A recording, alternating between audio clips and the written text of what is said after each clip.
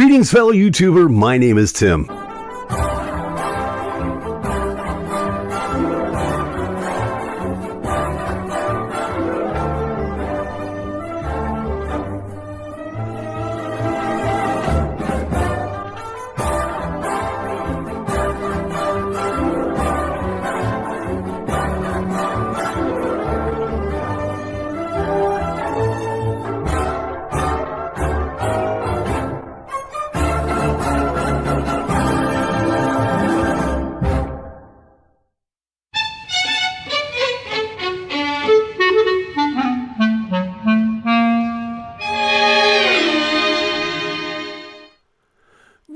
Fellow YouTuber, my name is Tim. Welcome once again to everybody's favorite waste of a Friday night. That's right, we're talking about GainerWorld Live. My name is Tim Gainer. Thank you so much, as always, for joining me. I certainly do appreciate it, as I do every single Friday night.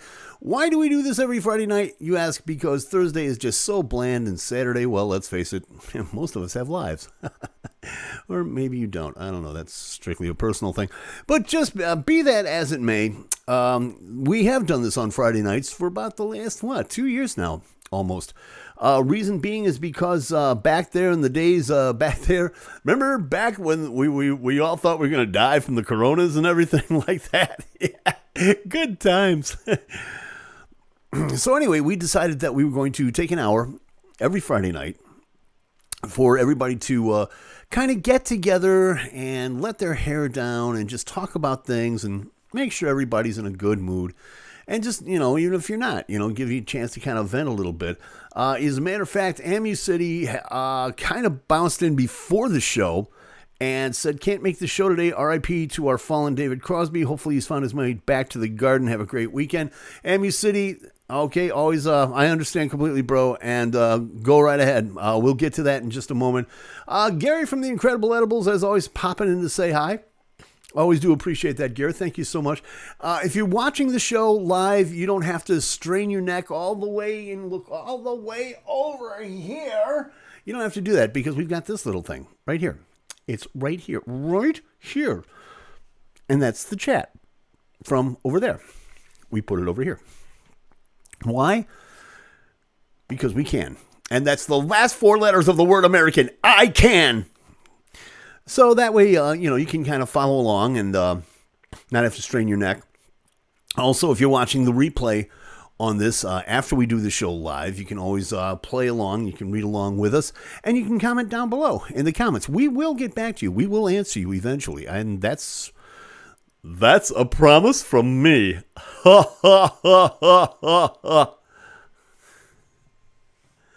So, lots of things going on. Gary from the Incredible Edibles Band stopping by to say, hey, Gary, always appreciate it. We all know where this part is going to go, right here from the start this evening. So, first off, let me remind you real quick, as always, as I always do. I'm ready, evening all, gonna run with the trifecta on the, hold on just a second. Cyrus Gray has popped in from Hugs 24/7 Radio. As always, he's going to be right after this show. He's going to be doing the top 10 countdown on Hugs 24/7 Radio, HUGSATWRGG.com. Yes, there is a chart over there, the top 200 unsigned independent artists in the world. And Cyrus is going to be running down the top 10 of that countdown. And that's going to be, as he does every Friday night, 9 o'clock Eastern, 8 o'clock Central, on another piece of bandwidth. But make sure that you join him for that, won't you? That way he'll stop harassing me. So, we all know how this show is going to start this week. So,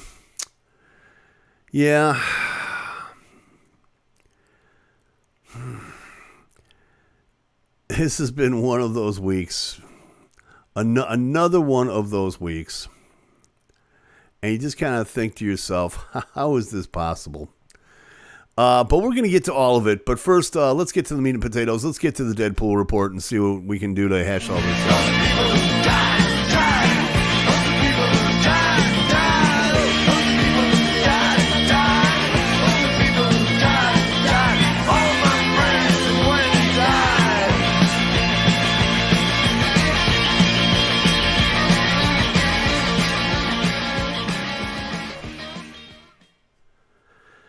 Yeah, I don't have to tell you how we're going to do this. This was always my favorite picture of David Crosby. I don't care what you say. This was a series of pictures that he did with Annie Leibovitz way back in the day.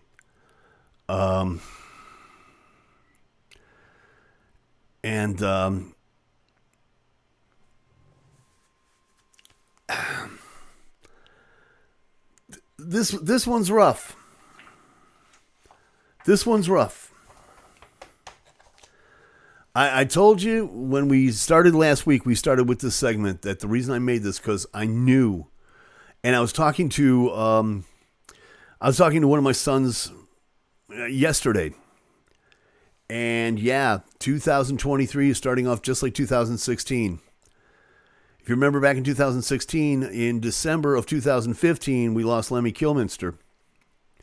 And we went, well, that's kind of a weird thing. And then a couple of weeks later, in January of 2016, we lost David Bowie, and the entire thing just went to hell from there.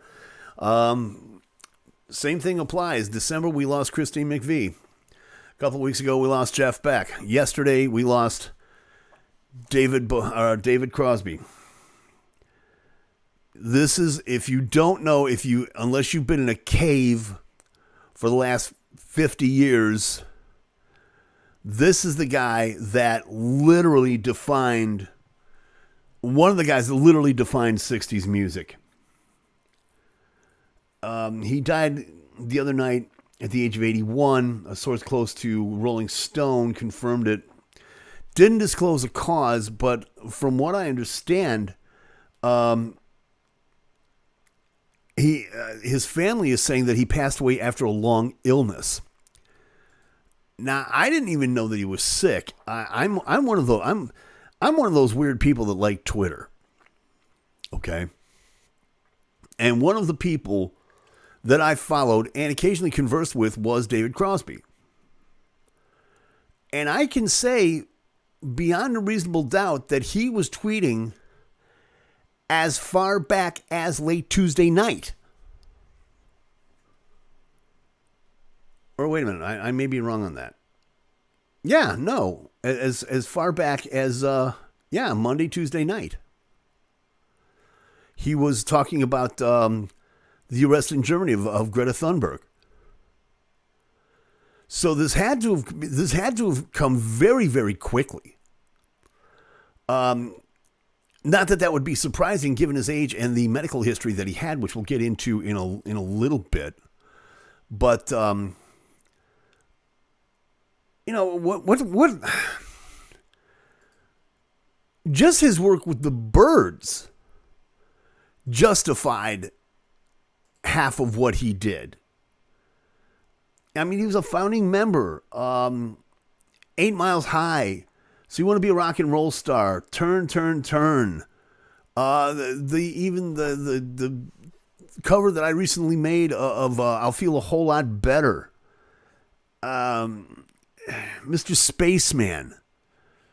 Just wow. He just that over of music right there was enough to justify his being in the Hall of Fame.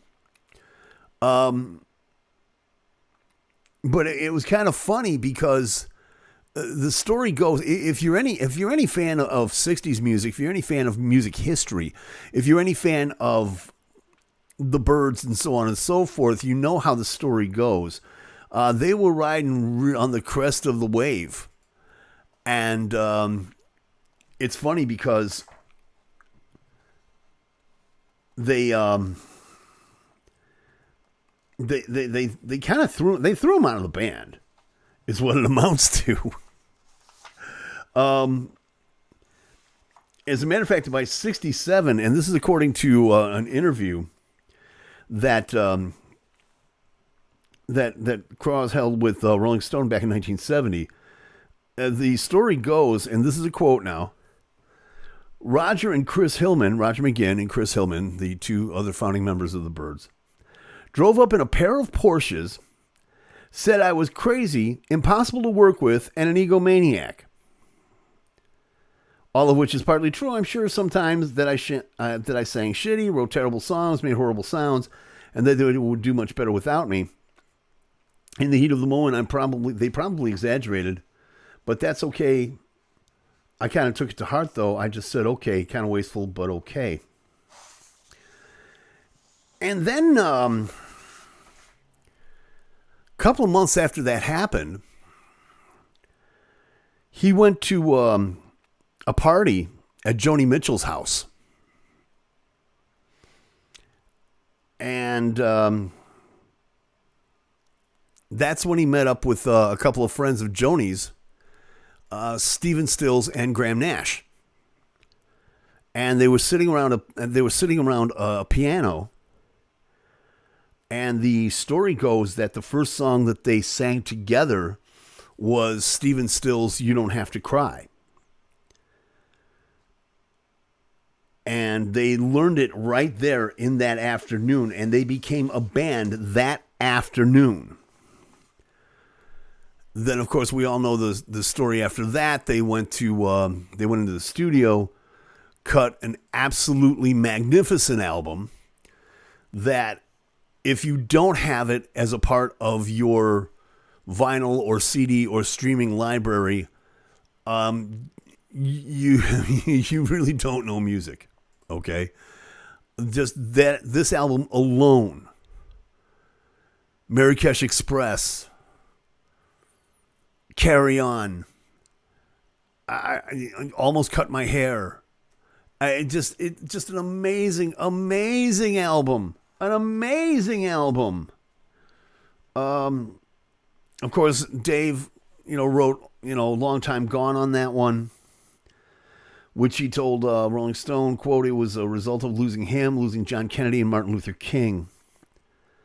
Also on there is just an absolutely haunting love song, Guinevere, which he said, it's about three women that I loved.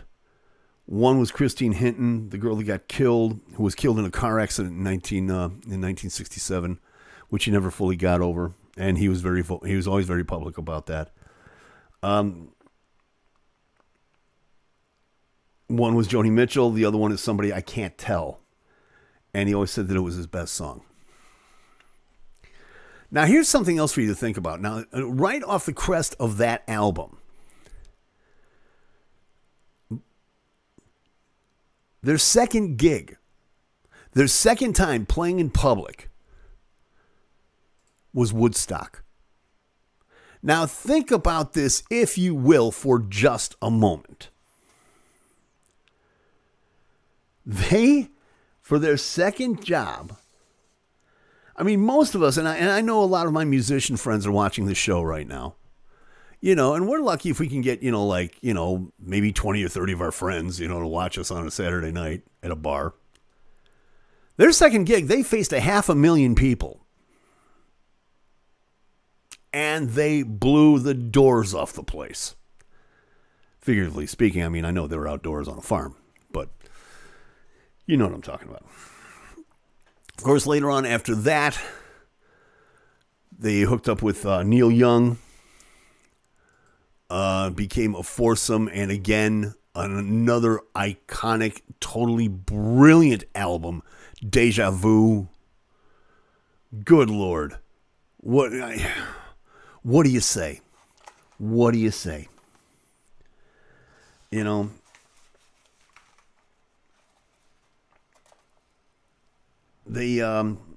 album eventually sold 7 million copies. But, I can just, all I have to do is just mention the names of the tracks that are on here. Woodstock, Teach Your Children, Our House. Wow. Then, of course, they went on kind of a hiatus in 1970 after the release of a very, very, very underrated album as far as I'm concerned. Of course, I'm talking about Four-Way Street, the live album that they recorded at the International Amphitheater in Chicago, the now gone International Amphitheater. Great live tracks of some of their stuff. And then that's when Dave turned around and recorded an album that it was really, at the time, a lot of people didn't understand it. But it turned out to be a cult classic, and it's probably one of his most brilliant albums, If Only I Could Remember My Name, that he recorded in 1971 rather. And just a bevy of stars on it. Graham Nash, members of the Grateful Dead, people in the Jefferson Airplane, Joni Mitchell. It's just an amazing album if you listen to it now. At the time, like I said, people were listening to it back in '71 and going, "Whoa, what's up with Crosby? What's up with Crosby?" Of course, then he got back with Crosby, Stills, and Nash. He got back with Graham Nash and Stephen Stills. They recorded the CSN album in '79, Daylight Again in '82. More hits, Wasted on the Way, Southern Cross. He's also on one of my personal all-time favorite albums, an album called Blows Against the Empire, with the original inception of Jefferson Starship. No, not We Built This City, not that crap. I'm talking about a great album that had David Crosby on it, Jerry Garcia, again, David Crosby, Grace Slick. Had another great hit with Another Day in Paradise that he recorded for Phil Collins off the But Seriously album. Just all the way through up into the end. Had a great hit in 1999. Hero, that I always loved, that he did with Phil Collins. That Phil Collins produced, rather. But, and everybody's saying, it's obvious that he didn't necessarily have the greatest life. As a matter of fact, if I look at the tote board here, one of the things that Cyrus brings up, and it's very true, he had a liver transplant, he had a partial lung replacement. He wasn't doing really all that well. And also, and that's because of the years of drug abuse that he endured over the years. And he even was arrested and was found guilty of possession, weapons charges, and he was sentenced to prison for 9 months in 1985. And in typical Cross fashion, the reason he did that was he left the rehabilitation program he was allowed to enter, according to Rolling Stone, instead of serving a 5-year prison sentence for possessing coke and carrying a gun.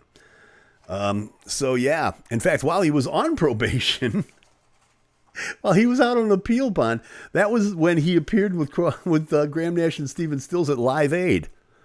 How's that for double duty? Talk about multitasking. Oh, but he came out in 86, and right after that, he received a liver transplant in 94, as Cyrus was alluding to. Recorded another album with Crosby, Stills, and Nash, After the Storm. Also did one with Crosby, Stills, Nash, and Young, American Dream. And other things that are typical David Crosby. For example, in during the 90s, I believe this was, I think this was like 97. He became a father, kind of. And by kind of, I mean what he did was he donated his sperm for Melissa Etheridge and Julie Cypher so that they could have a baby. In 95, he reunited with his son Raymond, who he'd given up for adoption in the 60s. They recorded a couple of albums together under the name CPR. Was working with Snarky Puppy for a little while. And I think it was a couple of years ago. That he started, of course, in typical David Crosby fashion, he started his own strain of pot. The Cros brand, which I understand is pretty good. So he kept going. He kept going all the way. He had 4 or 5 solo albums between 2016 and 2021. Just, yeah. right up to the end. And like I said, he was on Twitter right up to the end. Nobody knew he was sick. Nobody knew he was sick. Obviously, the tributes are totally pouring in. Of course, we'll get to the obvious ones here. Graham Nash wrote, again, this is a quote, "It's with a deep and profound sadness that I learned my friend David Crosby had passed. I know people tend to focus on how volatile our relationship has been at times. And by volatile, he's talking about when he just said straight off that he could no longer work with or talk to David Crosby ever again, that the damage was, quote, irreparable, end quote. So I don't know why he would call him a friend. But hey, that's just me. Moving forward, again, to quote, "What has always mattered to David and me more than anything was the pure joy of the music we created together, the sound we discovered with one another, and the deep friendship we shared over all these many long years." Stephen Stills sent a message to Rolling Stone, quote, "He was without question a giant of a musician. His harmonic sensibilities were nothing short of genius. The glue that held us together is our vocal sword, like Icarus toward the sun. I'm deeply saddened at his passing, and we'll miss him beyond measure."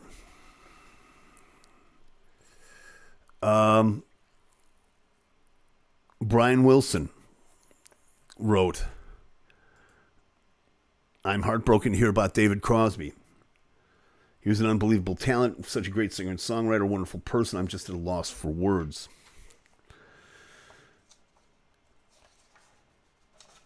It's astounding. It really is. We talked about Melissa Etheridge. She weighed in as well. "I'm grieving for the loss of my friend and Bailey's biological father, David. He gave me the gift of family. I'll be forever grateful, Django and Jan. To him, Django and Jan. His music and his legacy will inspire many generations to come. A true treasure."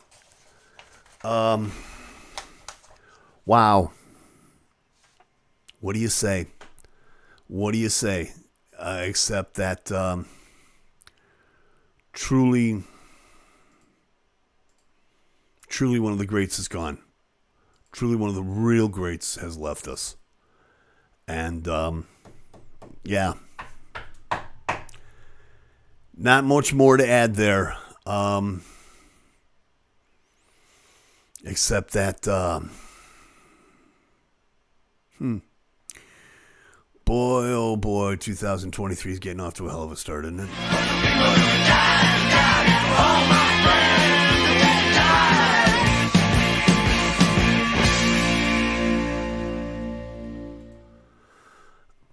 Cyrus came up with something in the chat. First off, let's check the tote board because there's a lot going on and I spent way too much time on that. First off, MU City, he is, we've already talked to him. Carl Keegan, our cuddly gay teddy bear from the Emerald Isle. Hey, Carl, always good to see you, pal. It's about time you stopped in. The emails are stacking up, bro. The voicemails are stacking up. I just want you to know. Liz has popped in. Hey, Liz, always good to see you, hun. And Cyrus asked a question. And as a matter of fact, yeah, I want to touch on this, which is totally off the beaten path of what we usually do on this show. But, you know, like I said,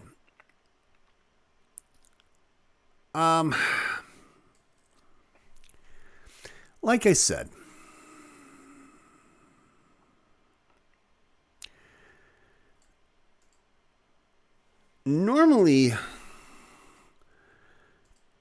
we don't talk about this on the show, but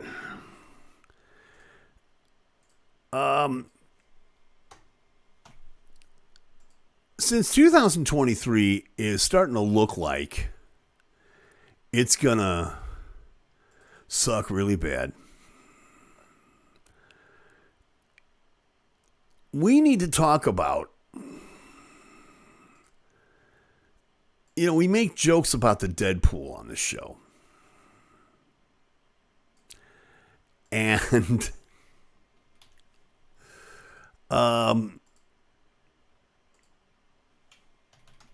we make jokes about the Deadpool. But somebody said it to me yesterday that, how did they put it? Oh, yeah. We're in the fourth quarter, and it's second and long, which is generally true when you stop and think about it. So that being said, we need to start looking forward. Anybody who is, who likes to joke about, and there are websites, make no mistake about it. There are websites that actually you can bet on who is going to be the next celebrity to die. I remember this, and I remembered this when we so sadly lost Betty White so many years ago. Or not so many years ago. What was it? Just a couple of years ago. Yeah, that's how long things have been.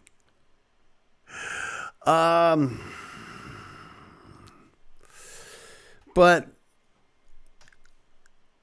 and you have to forgive me because I'm actually editing the show as I go right now because there are some names that came up of who we really have to kind of keep an eye on. This is really sad to say, but we have to kind of start watching things, people. We have to kind of start watching things.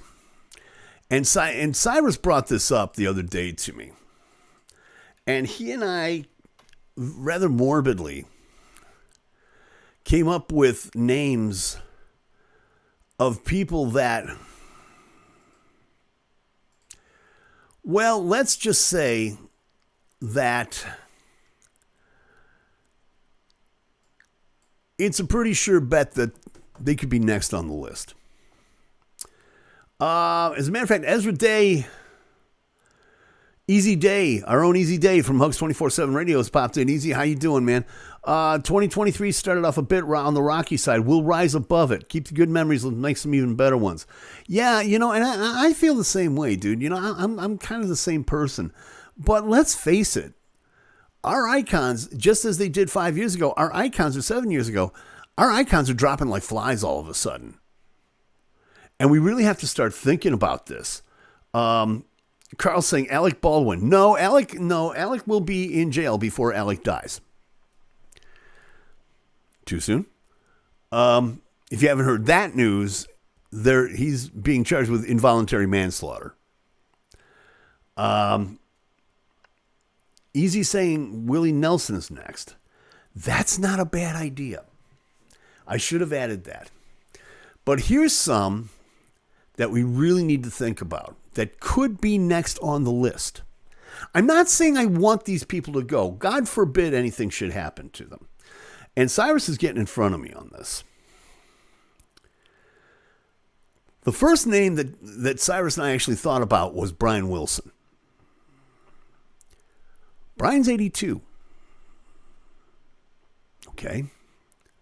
Don't want anything to happen to him, but if you're holding on to your Deadpool cards, there's a name you should consider. Another name that I thought of, even though and she had her string of fun in her lifetime, was Grace Slick at 83. We're starting to lose them, gang. You see where I'm going with this? I don't want things to happen to my heroes. But like my friend said, fourth quarter, second and long. Another one that Cyrus was thinking about, and he's got his money on firmly, is Chris Christopherson. Or not Chris Christopherson, I beg your pardon, Gordon Lightfoot. Although he did mention Chris Christopherson as well. But Gordon Lightfoot, not looking real good these days. One more that you might want to think about is because she's had a run of bad health lately.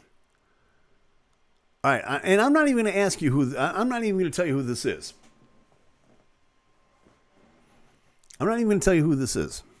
Just take a look at this picture. I'll give you about 5 seconds, and then I'll let you know who this is. To me, these days, totally unrecognizable. You are looking at a current picture of Tina Turner at 84.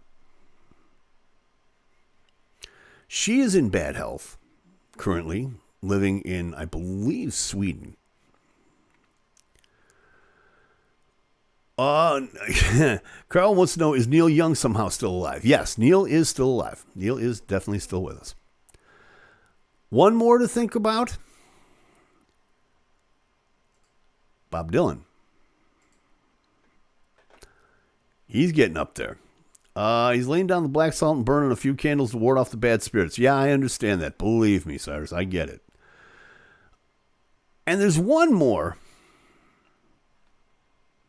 And God help me, I don't even want to think about this one. And I'm not even going to say anything. But let's face it, gang, nobody lives forever. Not even these guys.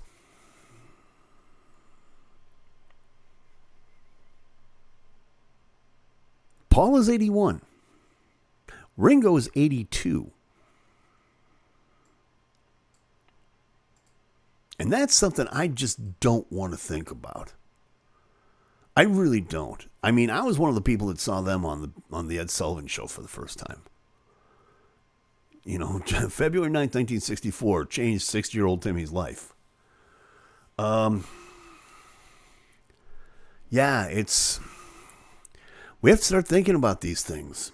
And we're being reminded of this a little bit more every day.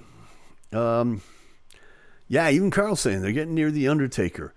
Easy saying, and I read about this today too. I almost mentioned her, but yeah, Dionne Warwick is 82. Mind you, I'm sure I am too, but I've said that for years. That is true, Carl. If we listen to everything that you told us, you would have been dying like once every 3 weeks. Yeah, you know, Walk On By, Do You Know the Way to San Jose? I'll Never Fall in Love Again. Yeah. Yeah, I always like Dionne. Message to Michael. Tom Jones getting up there. Yep, easy bringing up Tom Jones, who's getting up there. But Tom Jones is one of those. Tom Jones will live forever. Tom Jones, Keith Richards, and Cher. Those are the three that will live forever. They will walk among us for eternity, as far as I'm concerned. That being said, Randy Travis. I don't know about Randy Travis. Nobody's heard from Randy Travis in a long time, as a matter of fact. I miss Tom Petty. We all do, but dude, we all do. I miss the hell out of Tom Petty. But hey. Tell you what, I just got a little bit of inspiration here. As long as we're talking about Cross.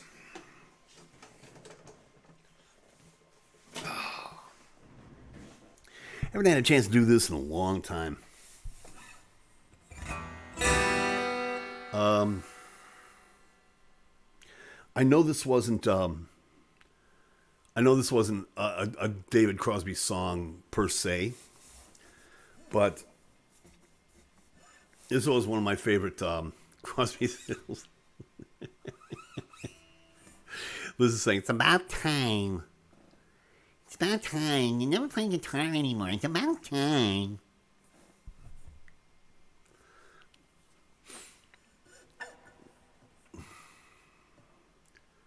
This is for David Crosby.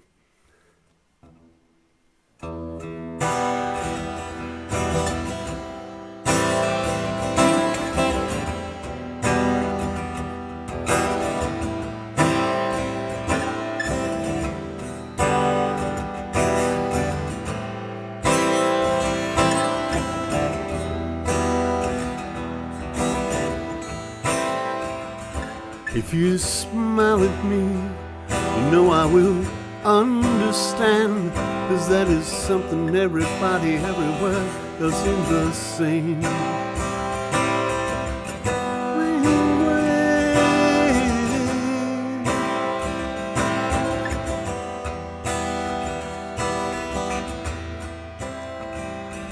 Well, I can see by your coat, my friend, you're from the other side. There's just one thing I've got to know. Can you tell me, please, who won?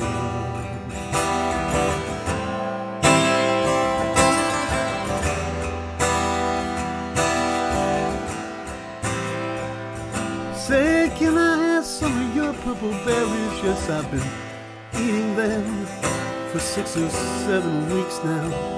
Haven't gotten sick once. Probably keep us both alive.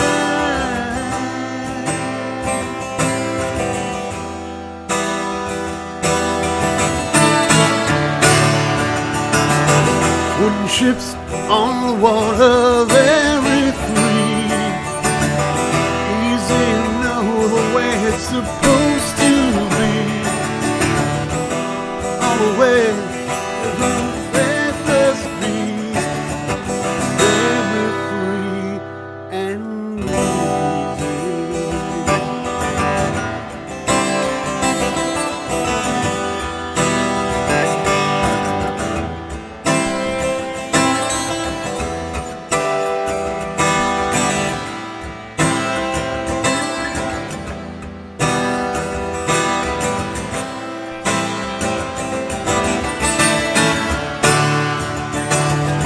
Horror grips as we watch you die.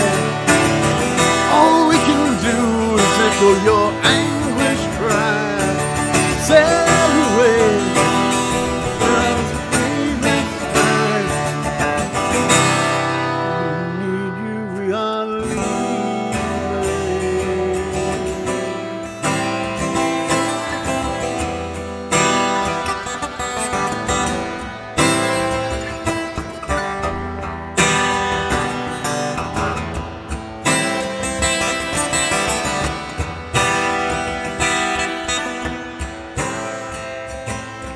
It's a fair wind, blowing soft and warm over my shoulder. Guess I'll set a course and go.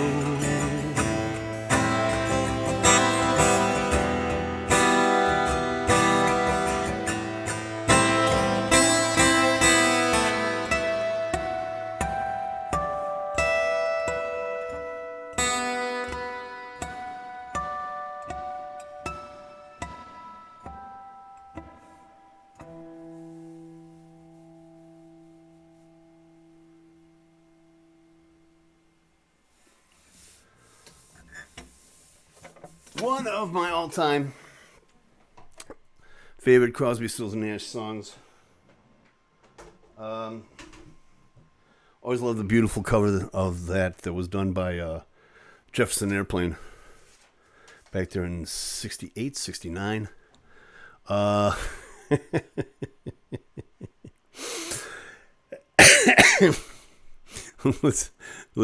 Liz is saying, play it louder for the new neighbors. No. We're not going to.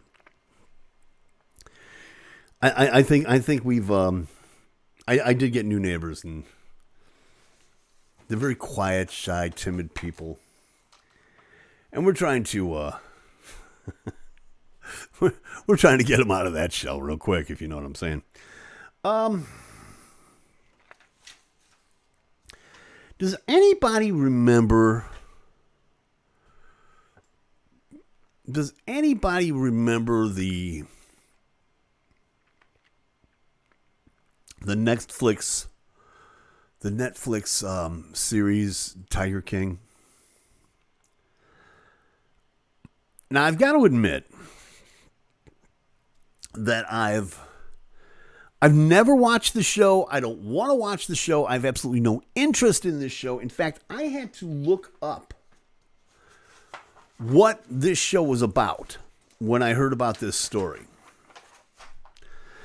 If you have, then please feel free, chime in the chat or in the comments section below if you're watching the replay.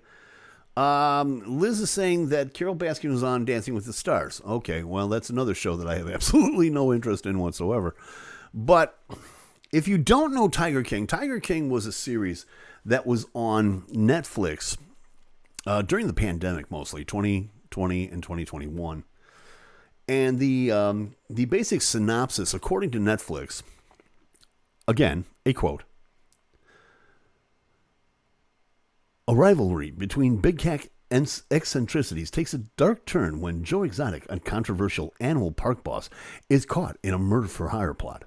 Among the eccentrics and cult personalities in this stranger-than-fiction world of big cat owners, few stand out more than Joe Exotic, a mulleted, gun-toted polygamist and country western singer." There's okay. See, right there is a reason why I really don't even want to try to figure this show out, okay? Joe Exotic, a mulleted, gun-toting polygamist and country western singer. Mom and Dad must be so proud. He presides over an Oklahoma roadside zoo, charismatic but misguided Joe, and an unbelievable cast of characters, including drug kingpins, con men, and cult leaders all share a passion for big cats and the status and attention their dangerous menageries garner. But things take a dark turn when Carol Baskin, an animal activist and owner of a big cat sanctuary, threatens to put them out of business, stoking a rivalry that eventually leads to Joe's arrest for the murder-for-hire plot of her husband.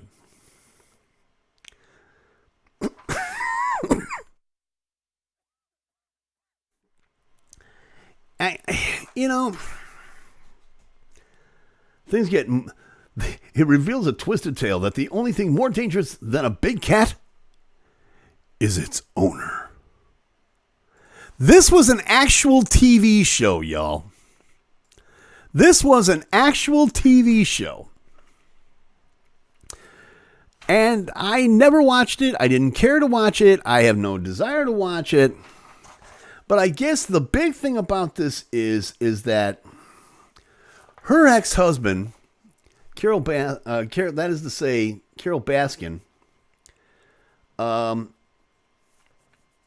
for years has said that her husband just went missing.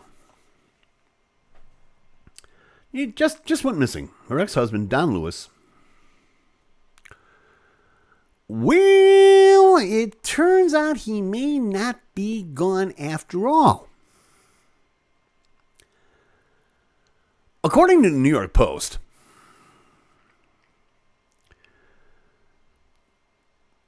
during a resurfaced November 2021 interview with ITV's This Morning talk show,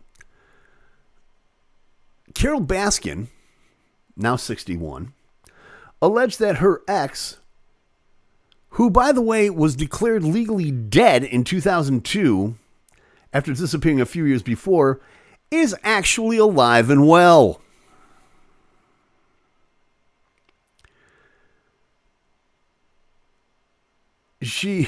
And what makes it even goofier, Carol told the New York Post that she was unaware of the revelation until the sequel series was broadcast in November 2021. So let's recap here. Let's say I hate when that happened. I know, you and me both. You know, you think you've off old boy. The next thing you know, he's in the bread aisle of Walmart. What's up with that? So there was a 2021 interview with ITV's This Morning. She said that her husband was legally dead. They declared her husband legally dead. But Carol is saying that now her husband isn't dead at all. She's saying that Don Lewis, her ex-husband, seen here, was found alive in Costa Rica And now everybody's just hearing about this over a year later.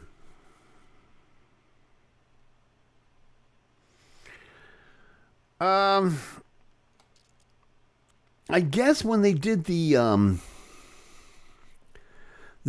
I guess there's a sequel that's out, The Tiger King 2. Oh boy, somebody pinch me. It's a dream. One of the really exciting things that came out of A Tiger King 2 is that they produced a letter from Homeland Security that says that a special agent in charge with the FBI at Homeland Security reached out to Carol. Or rather, I beg your pardon, they reached out to the sheriff's detective, Jorge Fernandez, which means this had to have happened before 2002 because Homeland Security wasn't even around until 2002. And they said, my husband, Don Lewis, is alive and well in Costa Rica, even though you see her here with her current husband. And all this drama has been made about me having something to do with his disappearance when Homeland Security has known where he is, allegedly. Don Lewis disappeared in 1997 at the age of 59, and if he was alive today, he'd be 84. So the New York Post has reached out to Carol Baskin, the Department of Homeland Security, and the FBI for further comment. Nobody else has commented as of right now. But, yeah. Meanwhile, the Hillsborough County Sheriff's Department in Florida is saying, and this is a quote, we have not received any communication from any of our federal partners that confirms the location of missing person Mr. Don Lewis. So is this a publicity stunt? Is this, is she looking for a Tiger King 3? Is she looking to get her boy Joe out of prison? Who, by the way, in case you're keeping score at home, Joe has reached out to President Biden saying that he wants him to pardon him like Brittany Griner. Yeah. Classy, Joe. Real classy. So, yeah. First off, what's he doing in Costa Rica? Someone wrote on Twitter, was I the only one that didn't know they found Carol Baskin's husband living his best life in Costa Rica? Yeah, well, if he's away from Carol, yeah, I can understand that. So, yeah. Have you watched this show? Do you know anything about this show? Do you even care about this show? I really don't know why this is making headlines. It's maybe good for the gossip rags, but I canceled my Netflix subscription a couple of years ago, okay? I mean, I had it there for a while. It was good for a couple of Ilsa Schlesinger, Liz is saying slow news day. Let me give you an idea of how slow news day it is, okay? Slow news days are good, by the way. We like slow news days because it gives us a chance to do goofy stuff like this. Before we went on break, if you're a regular viewer to the show, and if you're not, why not? Hit the like button. Hit the subscribe button. Hit the notification bell. We'll tell you every night. We'll tell you every week when we're on. Do that. Just do it, okay?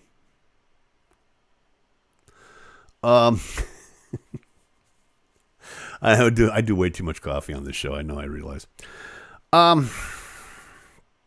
So before we went on Christmas break, and I missed this completely. Apparently, there was another load of controversy. Because you know how we like to do top 10 lists around here. We've talked about the top 10 greatest albums of all time and the top 10 greatest guitarists and things like that. That we usually get out of the coveted pages of Rolling Stone magazine. All the news that fits. Well, Variety, not one to be outdone, before the end of the year, put out their list of the 100 greatest movies of all time. And apparently they cheesed a lot of people off. Now, I'm not going to go into this, but I will tell you this. We're just going to run through the top 10 real fast. We're not going to get into the top 100 because there's a lot of movies that should be on there that aren't. I'll just say that. But let's get into the top 10 and let's see how many feathers we can ruffle on this. And the thing about it is when I was doing the research for this story, they didn't even give a criteria of what they were looking for. They just said that they got a hold of a lot of film critics and screenwriters and said, have at it. So there you have it. So these are, according to Variety, the top 10 greatest movies of all time. Okay? Number 10, Saving Private Ryan. Great movie. Got to admit, really good. Is it top 10 material? Yeah.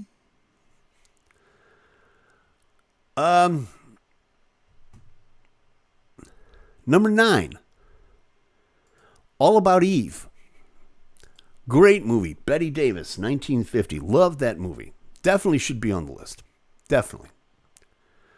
Number 8, and I feel this should be higher up on the list.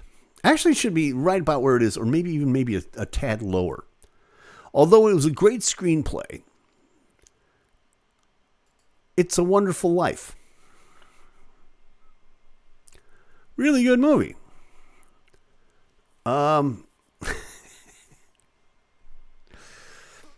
Number 7 of Variety's top 10 greatest movies of all time. Number 7, 2001, A Space Odyssey. I always say Space Odyssey because I have David Bowie on the brain. That's how I am. Number 6. This is where it gets weird. Number 6, Seven Samurai. Have you ever heard of this movie?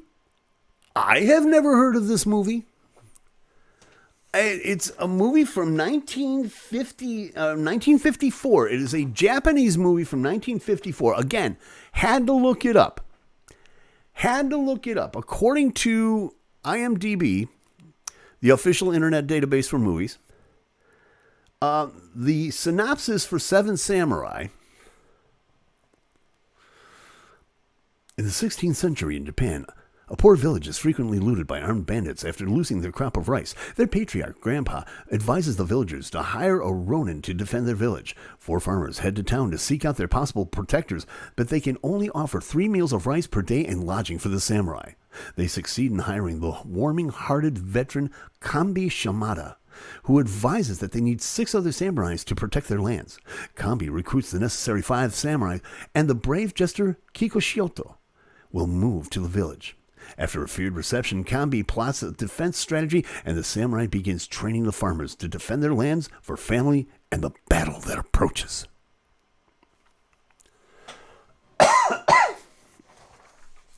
Never heard of it. Could be a precursor to the Bruce Lee movies. I wouldn't know. But somehow this ended up as number 6 in the top 10 greatest movies of all time, according to Variety. Number 5, Pulp Fiction, which is worthy, I got to admit.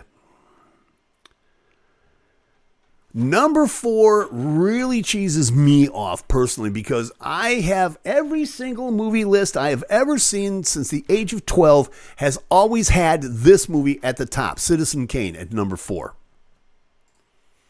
How? Tell me how. This is the standard by which all other movies are judged. Number 4? Really? Number 3, The Godfather. Great movie, got to admit. Get ready for this one. Now, you would think, Citizen Kane number 4, you would think this one would be number 1, The Wizard of Oz at number 2. Terrific movie. The writing, the costumes, the cinematography, the scenery, everything, but still at number 2. What do you think the number 1 movie of all time is, according to Variety magazine? Variety, the industry standard magazine that has been around for 117 years, saying that this is the greatest movie of all time. What do you think it is? Psycho.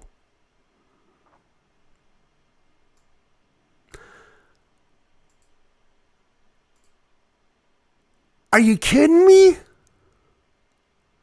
What? What? I mean, come on. I'm a fan of Hitchcock, but over Citizen Kane? Over The Wizard of Oz? Over The Godfather?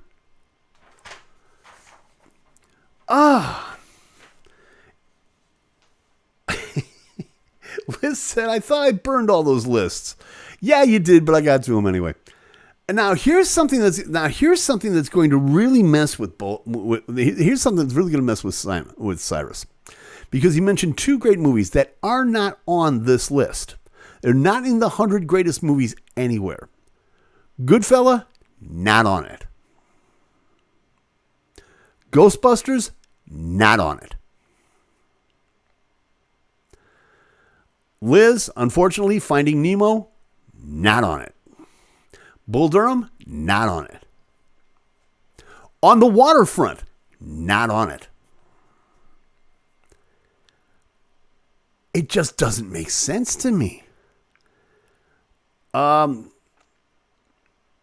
know what you're trying to say. Liz is mentioning a movie, and I know you're trying to tell me that you don't remember the name. The name of the movie was The Miracle Worker, with Patty Duke and Anne Bancroft. Not on it. The Man Who Shot Liberty Valance. Not on it. High Noon. Not on it. And I'm being straight up. Go to Variety. And look at this list and just...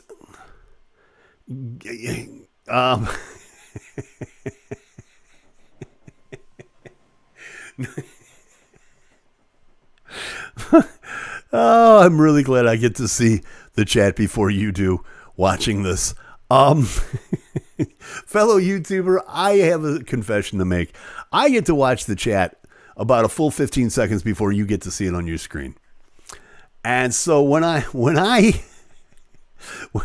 Cyrus asked me if Debbie Does Dallas is on the list, although that's a matter of personal taste. Should have been. I'm sorry, did I say that out loud? But yeah, just some of the strangest movies that are on that are on this list. Actually, that aren't on this list. It makes it even weird. No, All Dogs Go to Heaven is not on their list. I'm sorry. You got it. Upon advice of counsel and possible demonetization, I cannot either confirm nor deny. As a matter of fact, it's almost time for us to get on out of here. As a matter of fact, don't forget, Cyrus Gray is going to have the Hugs Top 10 Countdown, the top 10, speaking of lists, the top 10 best unsigned independent artists and their tracks from around the world coming up at hugsatwrgg.com, hugsatwrgg.com. Please go check that out. He's coming on right after this show at 9 o'clock Eastern. In fact, you should check it out every Friday night if you're watching the replay. Just do it. Watch this show and then switch over on your laptop or your tablet and just check out Cyrus Gray. That's all there is to it, okay? So we're going to get out of here from here. Thank you all again for watching. I certainly do appreciate it. I really do. It means an awful lot to me. 2023 may be a bad year for celebrities. Let's make it a great year for subscribers, shall we, kids? Let's get up to 200 subscribers. I know that's a drop in the bucket in YouTube land, but hey, it does my ego a whole heck of a lot of good. So do me a favor, like, subscribe, hit the bell, and we'll see you back here next week, okay? My name is Tim Gainer. Thank you so much for joining me. Be good to yourself. Be good to each other. Like I said, like, subscribe, do all that YouTube stuff. If you like it, hey, you know what to do. We'll see you next week. We out.